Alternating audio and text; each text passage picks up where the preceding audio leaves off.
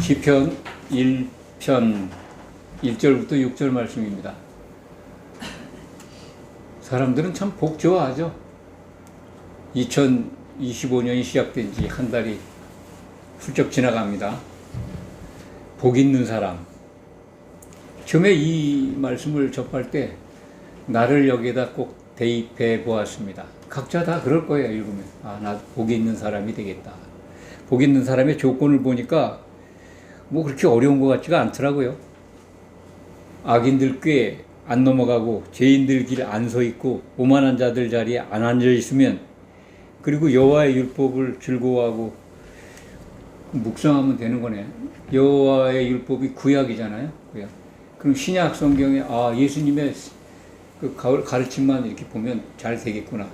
대충 그럼 복 있는 사람이 되잖아요. 여기서 기록되어 있는 복, 특별한 복입니다. 뭐 아시는 분은 아시겠지만 구약 성경에서 시편 1편 1절에 나와 있는 이 복이야말로 예수님이 우리에게 약속하신 복입니다. 히브리 말로는 아시레이 복, 헬라 말로는 마카리오스 복이라고 말씀을 드렸을 겁니다. 직선의 복입니다. 그냥 언어적으로 해석을 하면 하나님과 가장 가까이서 사는 복, 장애물이 없어요. 지금은 엄청난 장애물이 있죠. 하나님께 가는데 마귀가 그냥 예수님이 하나님께 가는 길을 안 놓아주셨으면, 그걸 이렇게 열어주지 않으셨으면 우리는 하나님께 못 갑니다. 영원히 못 가는 거죠. 그래서 여기 보면 시편 1편 뿐만 아니라 시편의 모든 찬송 시, 이것은 예수 그리스도를 예언한 말씀입니다. 예수님을 적용하시면 돼요. 그러니까 나를 대입해서 생각한 거 그거 조금 내려놓고, 물론 그렇게 생각해도 좋습니다. 그래야 또 기쁘고 소망을 갖는데, 여기서 복 있는 사람, 아슈레의 복을 갖고 있는 사람, 이 사람이 한 남자예요. 히브리 말로 한 남성. 좀 더 구체적으로 얘기하면 그 남편, 그런 뜻입니다. 우리가 교회가 이제 신약 시대에는 아내잖아요. 아내 입장에서. 그러면 구약에 나타나 있는 예수님은 남편으로 등장되어 있는 거예요. 그러니까 우리 아내에 대한 입장, 교회의 성도들이 바라보는 남편이 어떠한 분인가를 알면 굉장히 더 소망이 가질 거 아니에요? 그분이 다시 오셔서 결혼한다니까. 그러니까 신약 성경 끝까지에 대한 이해가 있어야 시편 1편을 올바로 해석할 수가 있습니다. 그러니까 복 있는 그 남편은 악인들의 꾀, 죄인들의 길, 오만한 자들의 자리, 선악에 대해서 말씀드린 바가 있습니다. 선과 악, 그리고 의와 죄. 기억하십니까? 선과 악. 악인, 선하지 않다는 거예요. 하나님의 선을 생각하시면 돼요. 대입하면 하나님의 선은 예수님이 다시 오셔서 결혼하는 거예요. 하나님이 계획하신 일이 그거예요. 그거 하나님의 일이 완성되는 게 하나님의 선이에요. 뭐 여러 가지 그냥 선행들, 인간들이 할 수 있는 그 선으로 착한 일로 막 생각하잖아요. 성경은 하나님의 착한 일은 교회의 건축입니다. 그 예루살렘 성 건축. 다른 용어로는 이제 신부를 만드시는 거죠. 그런 그 선한 일에 반대하는 악인의 꾀라는 건 하나님의 일이 안 되도록 회방하는 거. 이게 누굴까요? 대표적으로 마귀입니다. 마귀와 그의 수졸들이고, 마귀가 포섭해서 쓰는 교회의 거짓 선지자들, 거짓 목사, 거짓 교사들입니다. 그러니까 악인의 꾀를 따르지 않는다는 거죠. 근데 여기에 이제 따르지 않는다라고 하는 건 완료형이랍니다. 완료. 과거 완료. 지금 이 시편 1편 기록자가 다윗인지 아닌지는 안 나와 있어요. 그런데 다윗일 것이라고 확신합니다. 다른 사람이 이런 시를 쓸 그런 하나님의 종이 있었을까? 그런 생각을 하면 다윗인데 이 기록이 안 남아서 이제 작자 미상으로 나와 있습니다. 그가 지금 이 악인의 꾀를 따르지 않고 죄인들의 길에 서지 않고 오만한 자들의 자리에 앉지 않은 먼 미래에 예수 그리스도께서 인자로 오셔서 그렇게 행하실 걸 미리 보는 거예요. 시제를 잘 보십시오. 그러니까 다윗이 보는 그 순간에 완료형으로 썼다는 것은 그 일을 오셔서 복 있는 그 남편이 와서 그 일을 행하신다는 거예요. 그렇게 이해하면 됩니다. 완료. 그리고 그 나머지 뭐예요? 그는 이렇게 한다는 거죠. 그리고 3절 이하는 요한계시록에 등장하는 새 예루살렘 도성 안을 생각하시면 돼요. 지금도 뭐 이런 일들이 일어나지만 결국 궁극적으로는 그 복 있는 남편 우리가 따라가면 무엇을 만나냐면 참 철을 따라 열매를 맺고 그 잎사귀는 마르지 아니않고 그가 하는 모든 일이 다 형통하게 될 것이다. 그런 뜻입니다. 결국 그 될 것이다라고 하는 미래예요. 여기는 3절은. 그거는 이제 요한계시록을 통해서 우리가 만나게 되죠. 미리. 예수님은 이미 다윗 시절에는 미래였지만 오셨잖아요. 오셔서 악인들의 꾀를 따르지 아니하셨어요. 그러면 이제 죄인들의 길에 서지 않았는데 죄와 반대되는 개념은 뭐죠? 죄를 잘 모르겠거든. 죄와 선과 악, 죄와 의. 그렇습니다. 죄인들의 길에 서지 아니했다는 건 의로운 길을 갔다는 거잖아요. 예수님이. 어떤 길? 예수님의 의로운 길이 뭐예요? 십자가 지신 거에서부터 시작해서 아버지께 가신 겁니다. 의는 요한복음 16장에 기록되어 있어요. 성령이 오시면 죄와 의와 심판에 대해서 알게 하실 것이다 라고 예수님이 설명하잖아요. 의라고 하는 것은 요한복음 16장 말씀입니다. 내가 아버지께로 갑니다.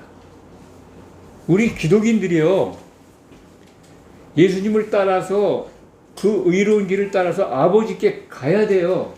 못 가면 뭐예요? 그 죄인의 길에 섰다는 거예요. 예수님을 주여 했지만 죄인의 길로 갔다는 거죠. 의로운 길, 아버지께 가는 겁니다. 우리는 그것을 위해서 신앙생활하는 거예요. 우리가 인간이 아버지께 못 가면 다 멸망의 존재들이에요. 자, 오만한 자의 자리에 앉지 아니하였다. 오만한 자의 반대말이 뭘까? 예? 겸손입니다. 겸손. 예. 겸손. 누가 제일 큰 겸손자일까요? 겸손을 이루신 분. 예, 예수님. 예수님이 어떤 부분이 겸손해졌을까요? 겸손일까요? 사람으로 오신 예, 그렇습니다. 하나님이 사람이 되신 겁니다. 그보다 더 낮아질 수가 없어요. 이건 말도 안 되는, 예? 어떻게 하나님이 사람이 됩니까? 피조물이 됩니까? 그 사람이 됐다는 것은 영의 존재이신 하나님의 영이시라고요. 전체가 다 살아계시지만 사람이 됐다는 것은 몸을 가지고 피를 가지고 왔다는 겁니다. 아주 유치한 수준이죠. 그보다 더 낮아질 수가 없습니다. 예수님이 그런 겸손한 자리에 내려오셨다는 겁니다. 그건 이제 그러니까 완료예요. 다윗은 미리 예언했지만 그건 이미 이루어졌죠. 예수님 오셔서. 그래서 2절부터 그가 오직 여호와의 율법을 즐거워하며 그의 율법을 주야로 묵상한도다. 하나님의 율법 계명이잖아요. 그거를 정말 즐거워하셔서 완성하셨어요. 율법을 완전히 완성하셨다고요. 그리고 뭐예요? 율법을 주야로 묵상한다는 게 살펴본다는 거예요. 중얼중얼 뭐 이렇게 기도한다는, 원래 히브리 말로는 묵상이 단어가 읊조린다는 뜻이라고 그래요. 근데 제가 볼 때는 늘 기뻐하면서 하나님의 율법을 즐거워하면서 살펴보았다. 그것이 다 하나님의 논리가 맞는 거니까 인간은 다 그렇게 가야 되는데 아무도 그걸 이루지 못해서 예수님이 그걸 완성하신 거죠. 3절부터 4절, 5절, 6절까지는 이제 예수님이 어떻게 형통하게 하실 건지, 이 땅에 오셔서 성령의 능력으로 인간의 그 불편하고 참 엉망진창인 사람들에게 복음의 빛을 비춰줘가지고 참 안진뱅이도 걷게 하고 눈먼 자도 뜨게 하고 죽은 자도 살리고, 그건 육신적인 것뿐만 아니라 영적으로 그렇게 하셨죠. 그래서 예수님을 따라가면 다 우리가 의인의 길로 갈 수 있다는 겁니다. 가서 끝까지 가보니까 요한계시록 22장에 예루살렘 성 안에 들어가니까 생명나무와 생명수 강이 흐르죠. 그 강가에, 생명수 강가에 나무가 하나 있어요. 이제 어떤 나무라고는 표현이 안 되어 있는데 포도나무로 이해합니다. 한 나무가 강 좌우에 그냥 이렇게 넝쿨로 이렇게 있는 것 같아요. 근데 포도나무라는 게 아니라 12가지 뭐 열매를 맺는다고 그러니까. 그리고 나중에 설명을 드리겠지만 그 나무가요, 추리가 아니에요. 헬라말로 우두입니다. 죽은 나무예요. 그래서 우리는 그것을 예수님의 십자가, 죽어 있는 나무잖아요. 이게 우두. 그렇죠? 추리는 살아있는 나무고, 근데 새 예루살렘 도성에는 추리가 아니에요. 예수님으로 상징되는 나무예요. 그래서 그 상징되는 그 나무에 열매를 맺어 철따라. 잎사귀가 마르질 않아요. 이 마르지 않는 잎사귀, 이게 사실은 백성들을 치료하는 약재입니다. 계시록에 가면. 열매는 거기 들어간 성도들이 먹는데 잎사귀는 만국을 치료하기 위해 있어요. 이 부분은 뭐 나중에 또 설명드리겠습니다. 4절, 악인들은 그렇지 아니하며 오직 바람에 나는 겨와 같다. 악인, 선악. 예수님을 따르는 자들이 선하죠. 하나님의 일이 이루어지는데 참여하는 우리들. 근데 악인은 겨와 같다. 겨가 뭘까요? 불에 사라지죠. 알맹이가 없어요. 일이 날아가잖아요. 지옥불에 던져진다는 의미로 이해하시면 되고, 5절은 그래서 악인들이 심판을 못 견딘다. 심판까지 나오네요. 죄인들은 그래서 의인들의 모임에 들어가지 못하죠. 못 들어가죠. 죄인들이 어떻게 의인들의 모임에 들어갑니까? 혼인잔치에서부터 갈라지잖아요. 예수를 믿었지만 잔치에 참여하는 자들은 어마어마한 영광을 누리죠. 이기는 자가 된다면. 그렇지 않은 자들은 지옥에 던져집니다. 지옥이 바로 결을 태우는 곳이죠. 쭉적이 태우는 곳이에요. 6절 말씀, 무릇 의인들의 길은 여호와께서 인정한다는 거죠. 인정한다는 게 뭘까요? 예수님을 따라온 의인들은 하나님께로 영접된다는 거예요. 하나님께 간다는 거예요. 우리가 이것 때문에 신앙생활 하는 겁니다. 꼭 기억하세요. 그런데 악인들의 길은 망한다. 어디로 간다? 악인들은 몽땅 불못에 던져진다. 그러니까 요한계시록에 기록되어 있는 심판까지 다 시편에 다 담겨 있다. 그래서 이 구약의 이 귀한 말씀들을 우리가 신약 성경의 그 마지막 책 요한계시록을 적용해서 보면 이런 것들이 이렇게 그림자로 나타났었구나. 이게 이렇게 이루어지는구나 하는 걸 알게 돼요. 만약 마지막 예언서에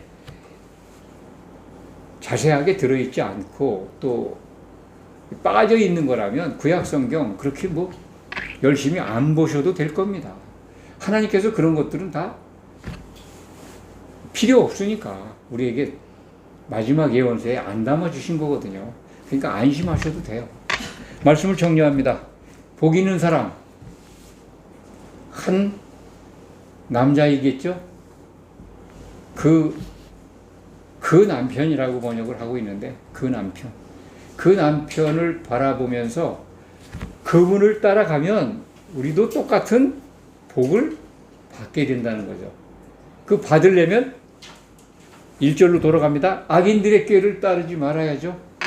그리고 죄인들의 길에 서지 말아야 되고, 오만한 자들의 자리에 앉지 말아야 합니다. 오직 예수 그리스도께서 가신 길을 따라가면 돼요. 이게 복음입니다. 2025년도에 복 받으셔야죠. 세상 복이 아닙니다.